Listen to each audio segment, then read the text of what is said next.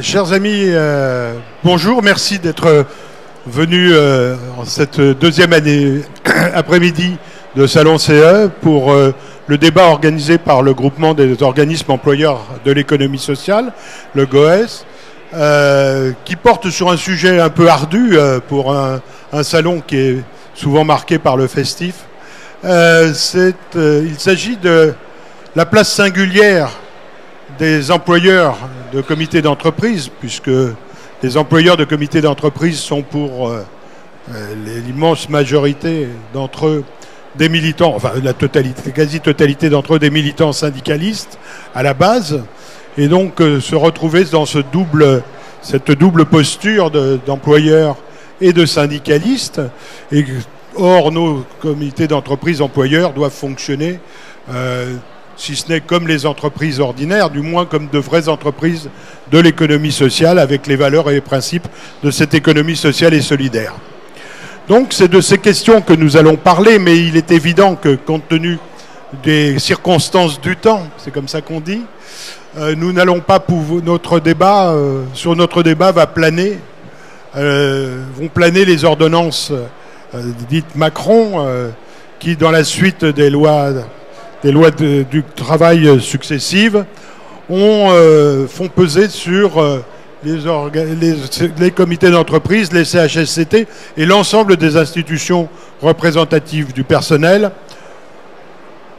une menace ou à tout le moins de graves incertitudes quant à leur périmètre, quant à leurs compétences et quant à leurs moyens.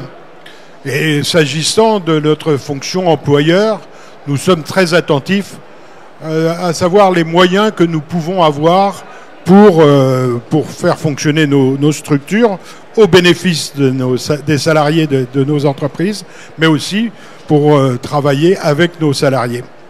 Donc pour évoquer ces questions, j'ai autour de moi le président du GOS, Jean-Claude Tuffery, président délégué du GOS. Donc il nous dira un peu plus avant ce qu'est ce groupement. J'ai Pierre Andrac qui représente le collectif comité d'entreprise, culture, de tourisme, loisirs, c'est pas dans le bon ordre, de la Confédération Générale du Travail, de la CGT. Christophe Couillard qui est syndicaliste Force Ouvrière, et à Force Ouvrière il a en charge le secteur de l'économie sociale et solidaire. Et puis un directeur de structure d'un CCE, du CCE de la SAD, c'est-à-dire ex-NMPP, c'est-à-dire la distribution de la presse, donc Cyril Elbaz. Et donc, effectivement, tous les participants de cette table ronde sont des militants syndicalistes, et trois d'entre eux sont en position d'employeurs dans le champ. Et je vais peut-être demander à Jean-Claude Tuffery ce qui a amené le GOS à poser cette question dans le cadre de ce salon CE. Oui, merci Jean-Philippe. Je crois qu'il aura échappé à personne que tous les employeurs ou patrons, prenez le terme que vous voulez, à vous de choisir, ne sont pas identiques. Il y a ceux qui travaillent pour dégager du profit et ceux qui sont dans une volonté sociale et solidaire. Et dans ces derniers, on retrouve effectivement les associations, le mouvement associatif, le mouvement mutualiste, le mouvement coopérateur, et souvent oublié les comités d'entreprise en tant qu'employeurs. Quand je dis comité d'entreprise, c'est comité d'entreprise, CCE ou organisme équivalent. Mais dans l'économie sociale et solidaire, nous n'avons pas tous les mêmes valeurs, ou nous ne les défendons pas tous de la même façon. Donc le GOS existe parce qu'il a rassemblé des gens qui partageaient des valeurs communes, ces valeurs de solidarité qui pour nous sont l'essentiel de l'économie sociale et solidaire. Et effectivement, dans le GOS, on retrouve à la fois des syndicalistes qui sont des dirigeants de comités d'entreprise, on retrouve des responsables associatifs, des responsables d'organismes institutionnels, et on l'espère élargir de plus en plus le champ d'intervention de notre groupement d'employeurs. Donc le GOS est vraiment un lieu où on travaille à se rassembler pour essayer de faire émerger autre chose que ce que le système actuel nous propose, et je pense qu'on y reviendra. Je dirais que le GOS, à la différence de beaucoup de syndicats d'employeurs, a un côté contestataire plutôt que d'accompagnement d'une société capitaliste. Donc, dans une volonté effectivement de porter cet autre choix de société, le GOS se différencie notamment au sein de l'économie sociale et solidaire. Il n'aura là aussi échappé à personne que vis-à-vis de la loi El Khomri, vis-à-vis des ordonnances Macron dont Jean-Philippe a fait référence, le GOS n'a pas la même position que l'union des l'UDES, pardon, j'arrive jamais à me rappeler l'acronyme, mais c'est l'UDES. Les employeurs de l'économie sociale. Voilà. Auquel on refuse l'adhésion du GOS d'ailleurs, hein, on ne sait pas pourquoi, alors que l'UDES soutient avec force, puisqu'elle a signé un texte commun au moment de la loi El Khomri avec le MEDEF, avec la CGPME, avec l'UPA, à l'époque il s'appelait encore comme ça. Aujourd'hui, dans un autre texte, l'UDES soutient les ordonnances Macron. Donc pour le GOS, aujourd'hui, il est fier, nous sommes fiers au GOS de défendre une autre approche qui est celle d'avoir une véritable démocratie à l'entreprise, de permettre aux salariés de pouvoir s'exprimer à l'intérieur de l'entreprise, à l'intérieur de leurs institutions représentatives du personnel. Bien entendu, nous ne confondons pas le rôle d'employeur et le rôle des IRP, mais en même temps, les deux ont leur importance, et notamment dans l'économie sociale et solidaire. Je crois que c'est tout ça qui fait la différence du GOS. Plus de droits pour les salariés, plus de démocratie, une vraie reconnaissance des IRP, ça nous fait pas peur. C'est un élément de la démocratie à l'intérieur de l'entreprise, et l'essentiel, si nous partageons le projet, et nous souhaitons, avec le débat avec les salariés, que le projet soit partagé, qu'on soit association, qu'on soit comité d'entreprise, qu'on soit mutuelle. On espère que les salariés qui travaillent dans nos institutions partagent le projet, parce que nous avons des valeurs à défendre, et si nous le partageons, nous aurons la faculté de pouvoir surmonter parfois, même souvent, les contradictions qui peuvent exister entre être un syndicaliste employeur, être un syndicaliste employé et être un syndicaliste qui participe à la vie de son entreprise à travers ses IRP. Je crois que c'est ça qui fait la différence fondamentale du GOS aujourd'hui en tant qu'employeur par rapport à tous les autres. Je vais me tourner vers toi, Cyril. Tu es dans une situation un peu différente de celle de Jean-Claude, qui est un élu. Toi, tu es directeur salarié d'un CCE. Comment juges-tu, en tant qu'ancien syndicaliste, ou syndicaliste toujours, des rapports sociaux qui peuvent exister dans les comités d'entreprise? Est-ce que tous les comités d'entreprise, à ton avis, marquent la différence en tant qu'employeur? Alors, Jean-Philippe, j'ai corrigé syndicaliste un jour, syndicaliste toujours, d'abord. Et pour te répondre plus précisément, la difficulté effectivement d'être directeur d'un comité d'entreprise, c'est qu'on a en responsabilité des salariés pour lesquels effectivement il faut les accompagner pour concilier les demandes des salariés, en tout cas de l'activité économique, avec l'équité sociale. Comment on y arrive en tant que militant? Tout d'abord, c'est pas quelque chose effectivement de facile, puisqu'on a été, comme je te l'ai dit, un peu formaté à défendre l'intérêt des salariés sans avoir la contrainte économique, et du jour au lendemain être confronté à un équilibre économique avec des choix à réaliser nous oblige à penser différemment. Donc en tant que syndicaliste employeur, pour ma part, c'est pas forcément un obstacle, au contraire c'est un atout, puisqu'on a une vision juste des besoins des salariés et on peut apporter une réponse différente. Une réponse différente, c'est effectivement accompagner les salariés dans leurs demandes précisément. Du bien-être au travail, ça peut être aussi utiliser les outils, notre cahier, notre carnet d'adresses pour trouver des solutions qui ne sont pas les solutions bêtes et méchantes que l'on connaît, t'es pas content, tu prends la porte, mais trouver des terrains de dialogue, échanger ensemble, s'appuyer, donc je disais, sur nos carnets d'adresses. Moi, la première chose que j'ai fait quand j'étais en responsabilité, je me suis tourné vers le GOS, parce que c'est une fonction nouvelle que je ne connaissais pas, qui n'était pas forcément promue à travers mon organisation syndicale. Et face à ces difficultés nouvelles, parce que c'est quand même des difficultés, c'est pas que du bonheur de gérer des équipes, il a fallu que je trouve des outils. Donc c'est ça, s'appuyer sur des outils existants, on ne va pas réinventer l'eau chaude, pour accompagner nos salariés. Donc dans un premier temps, après on pourra développer sur d'autres points, mais c'est essentiel. Parce que si on est sur les schémas classiques qu'on nous a formatés de la lutte des classes, dans un comité d'entreprise, eh ben, ça vite ses limites. Hein. Au contraire, on applique une autre politique, et celle de développer l'équité sociale. Moi, je pense que c'est important, échanger le dialogue, et avec les outils qu'ils nous ont mis en place à travers nos organisations syndicales, les outils et tout ce que l'on peut avoir autour pour faciliter un vrai dialogue. Je ne parle pas de dialogue social, mais un vrai dialogue entre la fonction dirigeante quand elle est directeur et avec les salariés. Merci. Je vais me tourner donc maintenant vers nos amis syndicalistes en titre. Enfin, toi, Pierre Andrac, tu as une double casquette, mais là tu viens aujourd'hui en tant que militant syndical et représentant de la CGT. Comment la CGT affronte-t-elle cette problématique qui peut se poser à l'ensemble vis-à-vis de l'ensemble des entreprises de l'économie sociale, savoir l'économie sociale ou les comités d'entreprise comme un champ d'une politique des organisations syndicales, et l'économie sociale aussi en tant que champ revendicatif en défense des salariés de ces structures qui ne sont pas toujours aussi vertueuses qu'on pourrait l'espérer. Donc c'est cette situation un peu duale que tu as affrontée.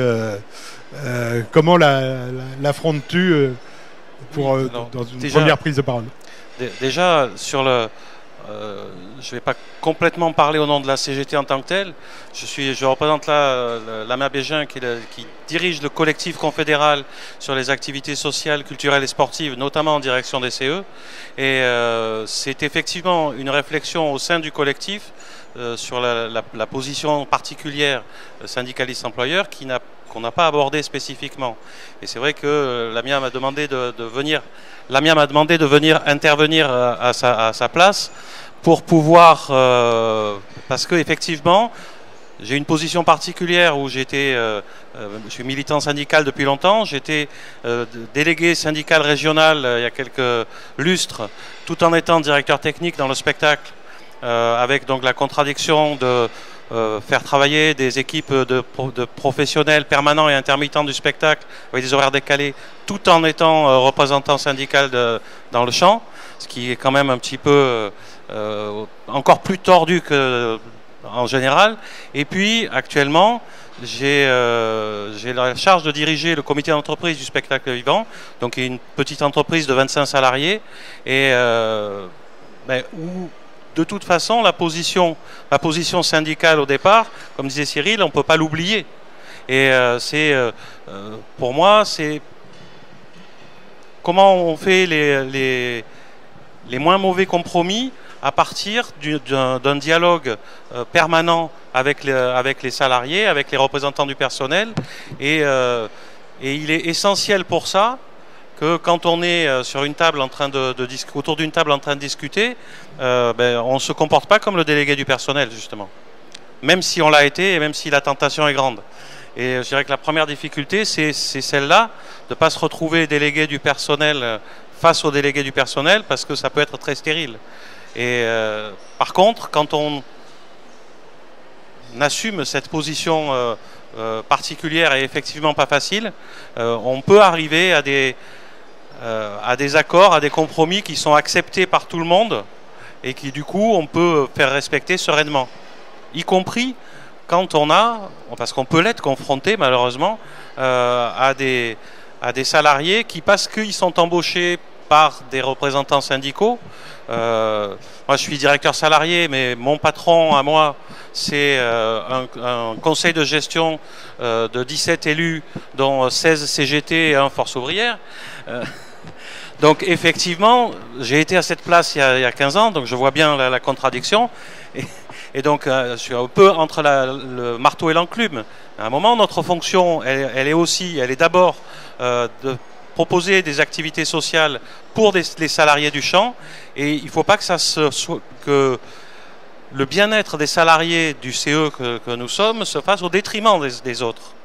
Et qu'à un moment, il peut y avoir des salariés qui abusent, dans tous les cas, et que là, il faut savoir se comporter en employeur, mais pas en salaud, j'allais dire. Et peut-être on y reviendra après, mais... On y reviendra certainement. Christophe, donc syndicaliste pur jus, donc par employeur. Quel regard ta confédération et ton expérience au sein des entreprises de l'économie sociale et solidaire, le regard que tu portes sur les entreprises de l'économie sociale et solidaire, te permettent de constater ou pas une différence dans l'approche des droits et des rapports sociaux avec les salariés dans ces entreprises de l'économie sociale et solidaire? C'est une question qui est pas facile, on le voit bien là. Hein. Je vais reprendre, dans ces cas-là, on repart aux fondamentaux et je vais reparler d'une phrase que cite souvent Jean-Claude Mailly. Il dit souvent, de chaque côté du contrat de travail, les intérêts ne sont pas les mêmes. Pour le dire autrement, c'est le lien de subordination. Quoi qu'on dise et quoi qu'on fasse, il y a un contrat de travail et il est forcément déséquilibré entre une structure, quelle qu'elle soit, et quelle que soit la volonté de cette structure et des buts affichés de cette structure, et un individu qui, à un moment donné, obère sa liberté individuelle pour signer un contrat de travail en échange d'un salaire. C'est une analyse très marxiste, hein, ça va peut-être te faire rire, mon cher Jean-Philippe, mais venant de moi, ça peut te faire rire. On n'est pas égaux dans ce système-là. C'est pour ça qu'on évite, nous, d'utiliser les termes de démocratie à l'intérieur de l'entreprise. On considère qu'il n'y a pas de démocratie à l'intérieur de l'entreprise. Il peut y avoir des relations apaisées, il peut y avoir des relations humaines respectables et respectées de chaque côté, avec une prise en compte de l'humain, avec effectivement l'intérêt de la représentation syndicale, quelle que soit l'étiquette, qui fait qu'on amène un contrepoids face aux liens de subordination pour justement rééquilibrer les choses via le collectif. Donc on est sur ces notions-là. Alors je suis en train de dire, via le collectif, on est en train de rééquilibrer les choses, et c'est bien aussi la définition de l'économie sociale, de dire, oui, c'est pas de l'entreprise individuelle, c'est forcément une entreprise où il y a collectivité et prise en compte du collectif. Donc il ne faut pas se prendre les pieds dans le tapis, et il faut bien savoir à quel moment on est quoi. C'est un petit peu les contradictions que les uns et les autres vous évoquiez ici.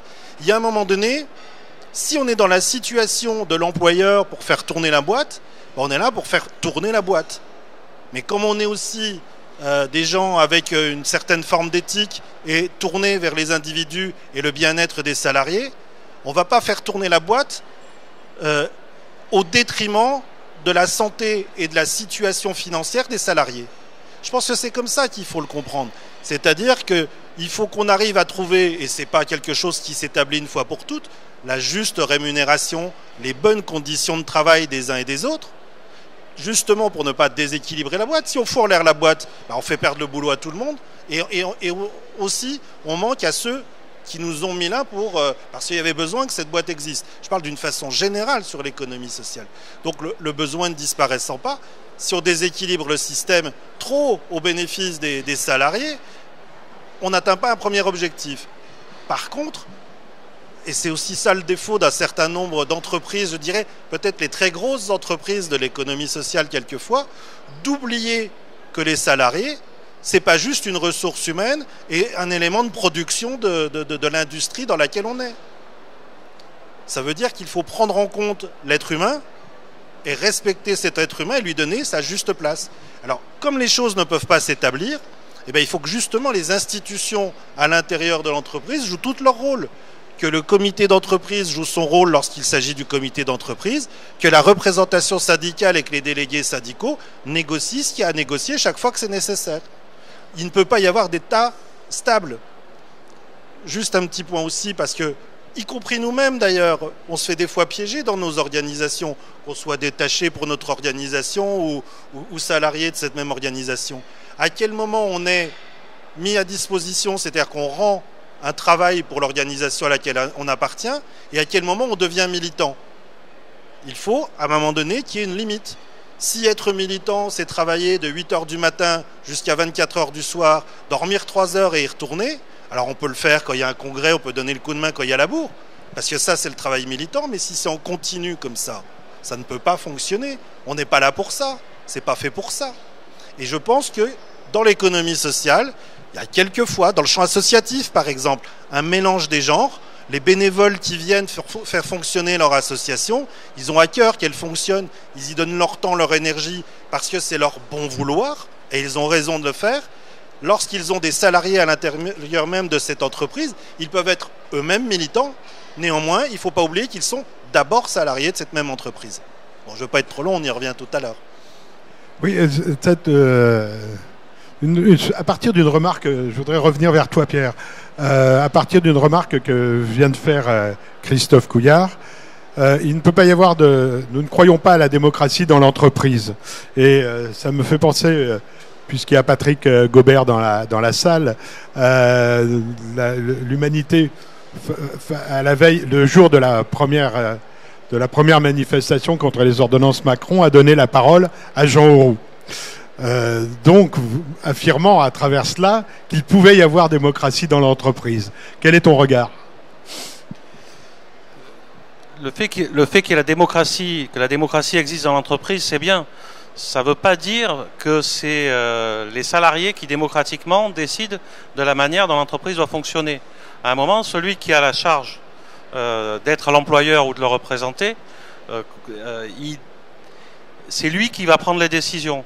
Plus les décisions ont été prises après un dialogue normal, correct, avec le temps qui est nécessaire, et effectivement avec tout le monde qui a pu s'exprimer, donc d'une façon démocratique, plus la décision qui finalement sera prise, même si elle est prise par le seul dirigeant et pas par l'ensemble, et pas par un vote notamment, elle sera légitime.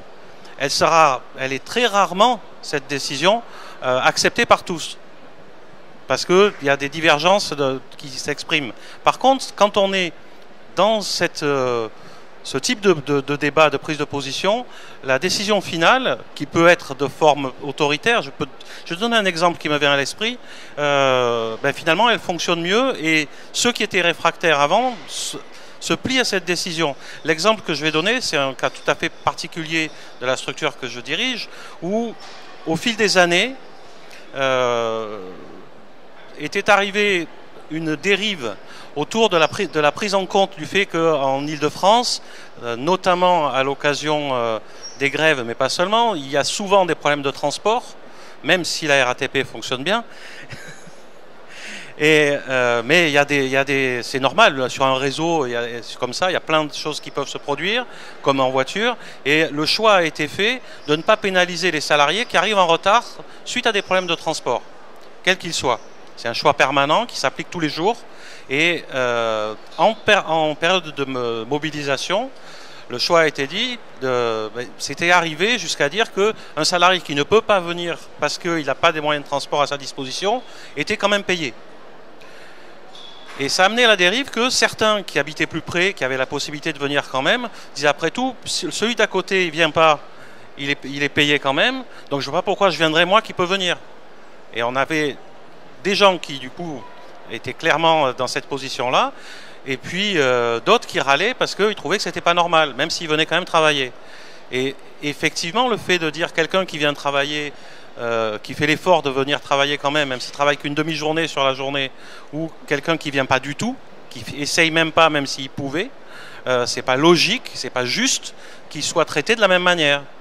Et donc là, Et je crois que c'est typiquement une position d'employeur syndicaliste, c'est-à-dire qu'à un moment, c'est l'employeur qui sollicite les représentants du personnel, délégués du personnel, délégués syndicaux, pour dire il faut qu'on débatte de ce sujet, qu'on trouve un compromis.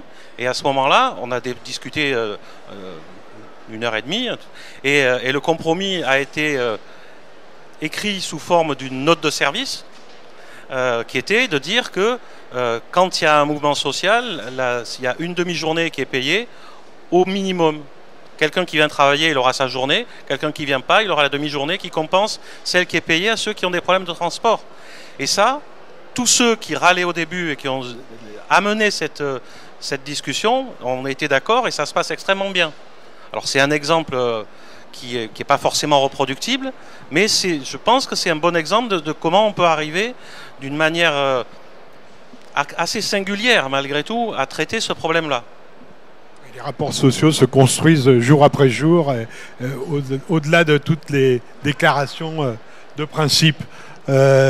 Jean-Claude, tu voulais intervenir sur l'intervention. J'avais peur de ne pas avoir de nuances ou de différences avec mon ami Christophe, d'autant plus qu'il a cité Marx, alors donc je me suis dit ça va être très compliqué d'avoir un débat un peu interactif. Mais comme Pierre y a répondu, je répondrai aussi de la même façon, et ça vous surprendra pas parce que moi aussi je suis originaire de la CGT en tant que syndicaliste. Moi je crois à la démocratie à l'entreprise, mais la démocratie à l'entreprise c'est tout sauf l'anarchie. La démocratie est organisée. Une démocratie à l'entreprise, elle a des règles. Elle a des règles qui s'appliquent. Pierre en a donné un exemple à travers les IRP, à travers les négociations, etc. C'est ça la démocratie. C'est pas les salariés font ce qu'ils veulent, l'employeur fait ce qu'il veut, et si vaille que vaille. Par contre, ce qu'on est en train de nous organiser, c'est une forme d'anarchie. Parce que moi qui suis employeur demain d'une petite association dans les TPE, PME, on me dit il n'y a plus d'organisation syndicale. Avec qui je vais débattre ? Avec qui je vais discuter pour essayer de faire avancer les avantages, faire mieux fonctionner l'entreprise, puisque je n'aurai plus d'interlocuteurs. C'est ça le cœur des lois Macron. C'est pour ça que même en tant qu'employeur, je suis opposé aux lois Macron. Parce que les lois Macron, elles vont aussi à l'encontre des intérêts des petits employeurs. Aujourd'hui, ils ne s'en rendent pas compte. Demain, ils pleureront. Et donc aujourd'hui, nous, il faut qu'on ouvre les yeux. Les petits patrons seront aussi victimes des lois Macron. Parce que l'organisation syndicale est l'interlocuteur dans l'entreprise pour définir avec l'employeur les meilleures conditions possibles d'avancer ensemble. Bien entendu, dans ce que je disais, une démocratie organisée à travers les institutions représentatives du personnel. Et c'est pour ça que la CGT, depuis longtemps, demande que les seuils soient rabaissés et pas augmentés. Et donc, nous, on est plutôt pour que les salariés aient des représentants à tous les niveaux, quelle que soit la taille de leurs entreprises. Ce qu'on essaye de faire à travers, on a commencé avec les CPRIA, maintenant on essaye avec les CPRI, mais avec les ordonnances Macron, tout ça risque de tomber à l'eau. Donc on va se retrouver dans un vide démocratique. Et là, pour le coup, il y aura un vide démocratique. Les organisations syndicales n'existeront plus et les employeurs seront seuls face aux salariés. Et qui gagnera dans ce cas-là? Parfois l'employeur, parfois le salarié, mais souvent c'est la démocratie qui perdra et c'est la réalité des entreprises qui en souffrira. Oui, puisque tu as introduit le sujet que j'avais évoqué dans le début, j'aimerais poser une question rude à mon ami Cyril Baz. C'est comment, en tant que directeur d'un CCE, tu envisages ou tu essayes de prévenir la catastrophe annoncée au titre des IRP dans les ordonnances Macron, si elles sont conduites jusqu'au bout. Et encore, on ne connaît pas tous les décrets. Je vais botter en touche. Certainement pas. Non. Alors, le comité central d'entreprise ou un comité d'entreprise, en tout cas, il a désigné un directeur qui est moi, ce sont des élus qui m'ont mis en place. Alors, je parle du point de vue de l'instance. J'ai tout intérêt à avoir des élus parce que ils ont la sensibilité, ils sont le lien direct avec les salariés pour lesquels ils sont capables de me remonter la plupart de leurs réclamations. Alors, au niveau du comité central, c'est à la fois leurs interrogations sur l'avenir économique de l'entreprise, l'évolution juridique, mais aussi leurs besoins sociaux. Et donc j'ai tout intérêt à avoir des interlocuteurs. Et il se trouve que dans l'entreprise, il y a aussi des établissements où des micro-établissements avec moins de 10 salariés. Et alors je me retrouve dans une situation où leurs délégués qui vont être amenés à me porter leurs réclamations, leurs besoins, ce sont des délégués qui sont éventuellement à 500 km parce que on a fait des regroupements d'établissements pour avoir un établissement de plus de 50 salariés. Donc là j'ai un problème. Quand tu évoques la démocratie, j'ai un problème de démocratie de proximité.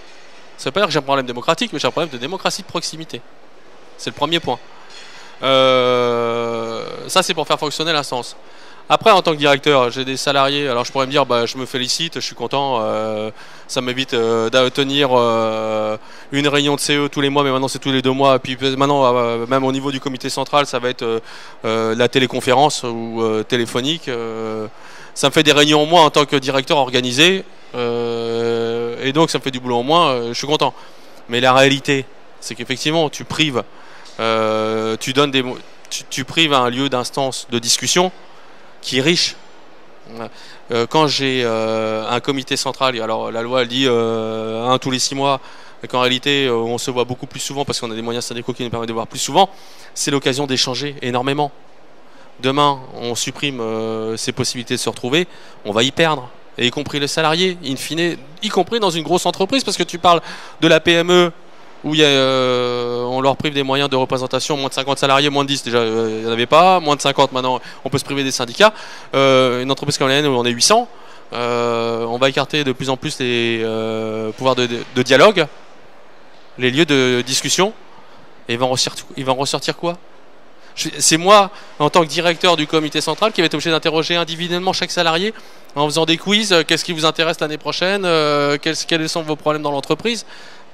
C'est pas sérieux. Ou alors, ouais, peut-être je vais m'en féliciter, j'ai été obligé d'embaucher un stagiaire pour passer sa journée à appeler les salariés. Il n'y a pas d'intérêt aujourd'hui. Donc je considère que la démocratie, elle est peut-être perdue dans les petites entreprises, mais y compris dans les grandes entreprises, avec l'éloignement des centres de discussion. Pierre Andrac, toujours autour du même sujet, en élargissant peut-être un peu. Ce matin, la CFDT, l'UNSA et la CFTC ont publié un communiqué commun où ils mettent en avant leur inquiétude sur les moyens qui seraient dévolus aux nouvelles instances représentatives. Est-ce qu'il pourrait y avoir sur ce sujet une action élargie et une action unitaire allant au-delà des syndicats engagés globalement contre les ordonnances Macron? J'ai envie de répondre qu'il faudrait surtout leur poser cette question à eux sur l'action élargie.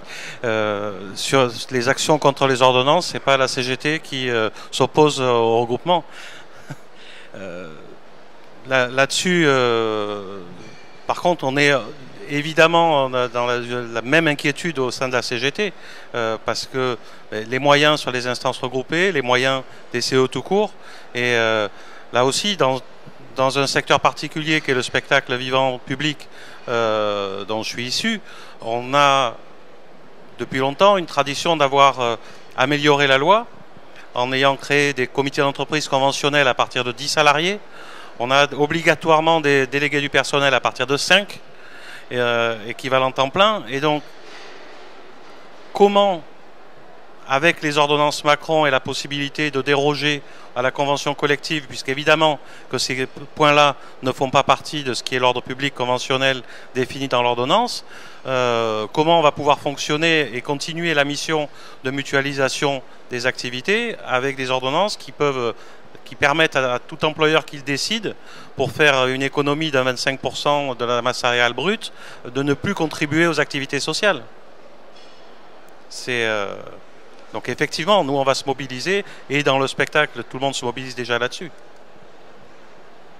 Christophe, moi, je suis content qu'il y ait des prises de conscience dans toutes les organisations. On peut juger que certaines ont fait preuve de beaucoup d'aveuglement. Si d'un seul coup la lumière leur vient, on va pas s'en plaindre. Est-ce qu'il peut y avoir des actions communes? On a toujours dit, les uns et les autres, qu'il pouvait y avoir unité dans l'action sur quelque chose de ponctuel. Maintenant, si on veut monter un rapport de force, on ne va pas faire descendre 3 millions de Français dans la rue, voire 10 millions de Français, pour les moyens syndicaux. Je pense qu'il ne faut pas se voiler la face de ce point de vue-là. Alors, dire qu'effectivement, ce qui est devant nous va amener un certain nombre de dangers. Ah bah oui, certes, on en est bien d'accord. Mais il faut aussi se dire pourquoi ça va se compliquer, pourquoi aujourd'hui certains ont joué, se retrouvent arrosés. C'est que quand on a prôné pendant longtemps qu'il fallait mettre la primauté sur l'accord au niveau de l'entreprise et pas au niveau de la branche et ni au niveau de l'interpro, et on se dit bah finalement on n'aura pas les moyens de le faire. Bah oui. Pardon du mot, mais quand on se retrouve cocu, ça fait plaisir à personne. Voilà, j'ai l'impression que c'est un petit peu ça. Il faudrait qu'il y ait des camarades de ces organisations pour débattre avec eux, mais je crois que c'est un peu ce qui est en train de se passer. Ils ont cru que, effectivement, au niveau de l'entreprise, ils allaient pouvoir tout faire et tout faire avancer. En fait, l'ordre public, il avait aussi un intérêt de ce point de vue-là, c'est que les moyens qui existent, notamment d'avoir d'avoir mutualisé entre différentes entreprises, notamment au niveau de la branche, quand il y a un accord de branche, ça évite d'aller négocier au niveau de la toute petite entreprise, et puis ça permet d'avoir au niveau des salariés une défense de leurs intérêts, ça leur permet d'avoir des horaires, des classifications et des primes. S'il faut tout péter ça et qu'on réinvente tout au niveau local, effectivement, il faut des gens formés pour le faire. Jusqu'à preuve du contraire, c'est les militants syndicaux qui y sont. Et s'il n'y a plus les moyens pour le faire, zut, hein. Il fallait, voilà. Alors, on ne peut pas en rester à dire qu'il fallait y penser avant, mais allons-y maintenant, reprenons le dossier et puis regardons si on ne s'est pas laissé un peu emporter, et les uns et les autres. Oui, par rapport à ce débat, et ça c'est l'avantage d'être dans des structures à dimension nationale, parce qu'on voit les choses dans leur globalité. Les lois Macron, c'est pas que les attaques sur les IRP, c'est les attaques sur le monde du travail plus globalement. C'est les attaques, c'est la suppression, alors c'est pas dans les ordonnances Macron, mais c'est la suppression des emplois aidés.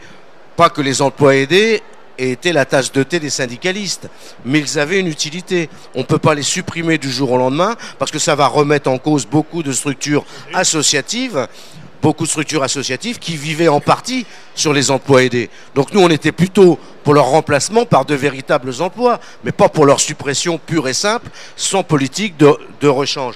Donc on est bien dans une déstructuration globale. Et je ne parle pas de la suppression de 13 milliards d'abondements aux communes, aux territoires, qui vont aussi mettre en difficulté une partie de l'économie sociale et solidaire qui est imprégnée de cette démarche auprès des collectivités territoriales. Donc il faut prendre les choses dans leur globalité. Et moi je pense que ce que pointent les ordonnances, dans le droit fil de ce que pointait la loi El Khomri, c'est de faire du salariat la variable d'ajustement à l'entreprise. Et nous, dans l'économie sociale et solidaire, on ne peut pas se satisfaire de cette démarche-là. Pour nous, les salariés ne sont pas une variable d'ajustement. Ils sont au cœur de la production des richesses, qu'elles soient matérielles ou immatérielles, mais ils ont toute leur place au sein de cette production de richesses. Et donc c'est pour ça que je disais qu'il est important, c'est le débat permanent avec les salariés à l'intérieur de l'entreprise. Dans une association de tourisme social, comme j'en connais plein, il y en a une qui tient son stand aujourd'hui, qui met très cher, c'est En Partance, il y a 9 salariés. Il y aura pas de véritable dialogue dans cette entreprise. Eh bien, ça sera mauvais, je l'ai dit tout à l'heure, ça sera mauvais à la fois pour les salariés de l'association, mais ça sera aussi mauvais pour le directeur de l'association, comme tu le disais, parce qu'il n'aura personne en face de lui avec qui discuter. Donc ça sera un débat individu par individu, mais c'est pas ça qu'on veut. C'est pas la société de demain qu'on veut. Et c'est pour ça que je dis qu'il faut prendre les choses dans leur globalité, parce que dans leur globalité, nous, ce qu'on veut, c'est changer la société quand même. Parce que l'économie sociale et solidaire, elle peut pas se satisfaire de vivre dans une société de libéralisme actif comme il est aujourd'hui, et dans une société à économie capitaliste. Moi, le Marx, il se retourne dans sa tombe tous les jours en ce moment. Donc c'est ça qu'il faut combattre. Et donc, un employeur a le droit de dire ça. Eh ben, il n'y a qu'aux gosses qu'on le dit. C'est malheureux, mais aujourd'hui, il y a que le gosse qui exprime cette différence avec l'économie sociale et solidaire défendue par l'UDES. Je souhaite que demain, l'UDES, comme certaines organisations syndicales, ça a été rappelé par Jean-Philippe, prennent conscience qu'elles jouent contre elles. Et que d'un seul coup, elles disent, oui, l'économie sociale et solidaire, c'est aussi transformation de la société, c'est aussi une autre vision de la société. Cyril, tu voulais intervenir à ce moment du débat. Ouais. Je voulais juste faire part de mes recherches. Tu parles des ordonnances Macron, que le comité entreprise ou le comité central d'entreprise, il allait se transformer en comité social d'entreprise ou comité social, je sais pas quoi. J'ai tapé sur Wikipédia comité social d'entreprise et je suis tombé sur quoi? Je suis tombé, mais ça je le savais, sur l'ancien nom des comités qui ont été créés à la Charte du travail par Pétain. Donc déjà, ce retour, je me suis dit, mais où est-ce qu'ils ont été chercher ça, d'aller s'inspirer, d'aller chercher un nom issu de la Charte du travail.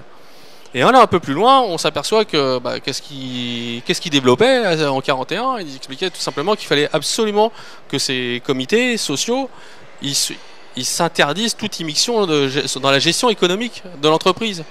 Est-ce qu'on n'y va pas, en sachant que la première chose qui a été également décidée dans cette ordonnance Macron, c'est de permettre à tous les comités de utiliser le budget de fonctionnement, de le permettre de le basculer une fois dans les activités sociales et culturelles. C'est-à-dire quoi?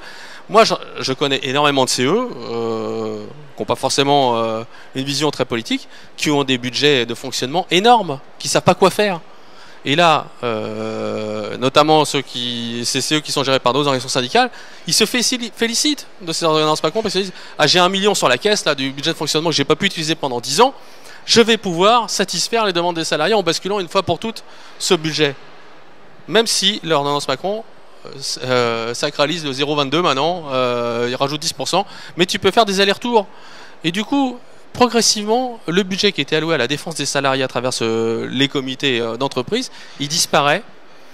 Déjà parce qu'il y a un certain nombre d'expertises que tu ne pourras plus utiliser à travers le budget de fonctionnement, puisque tu seras obligé de les financer intégralement ou à 80%, sera ta charge. Mais en plus, si tu n'as pas forcément une volonté politique de faire avancer les choses en entreprise, contrer les choix de gestion de l'entreprise, eh ben, tu vas basculer progressivement ce budget vers les activités sociales culturelles et proposer du chèque, cadeau. Voilà où on en est aujourd'hui. Donc, c'était pour ça que je voulais intervenir, parce que le directeur des comités un directeur, peut se féliciter, il a un budget qui a augmenté, il a eu un one-shot là, d'un seul coup, il a un 0,22 qui a été cumulé pendant 20 ans. Ah, ça va être la fête pour tous les salariés l'année prochaine, ils vont être contents avec l'ordonnance Macron. Mais dans 2 ans, je ne sais pas s'ils vont être aussi contents quand il va y avoir un plan social pour lequel on va faire appel à des expertises et qu'on dira je suis désolé, j'ai utilisé pour faire des chèques cadeaux. Oui, de toutes les façons, dans les retours en arrière, on peut citer aussi l'article de Jean-Charles Simon pour l'Institut de l'entreprise, qui lui, il ne remonte pas à Pétain, il remonte carrément à 1792, puisque au nom d'un éloge de la loi Le Chapelier, il propose la suppression de tous les corps intermédiaires, donc de nos structures, mais aussi d'un salon comme celui-là, qui n'aura plus aucune raison d'être. Une fois que toute la société civile organisée, tous les corps intermédiaires seront des faits. Et ce n'est pas un article souterrain, c'est pas un samizdat patronal. L'article est préfacé par le grand patron de Vinci. Ce n'est pas. On voit bien de quelles orientations hyper-libérales auxquelles on est confronté. Pierre.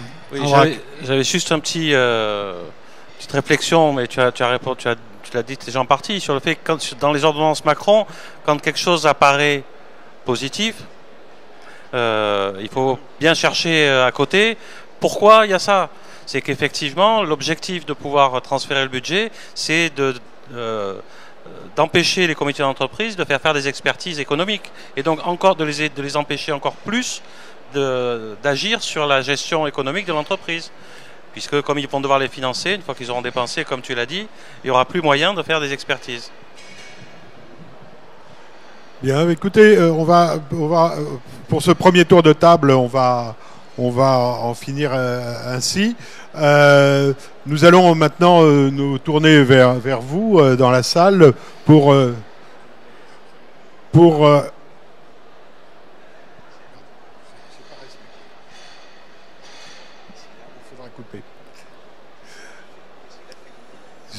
j'ai un problème de régie.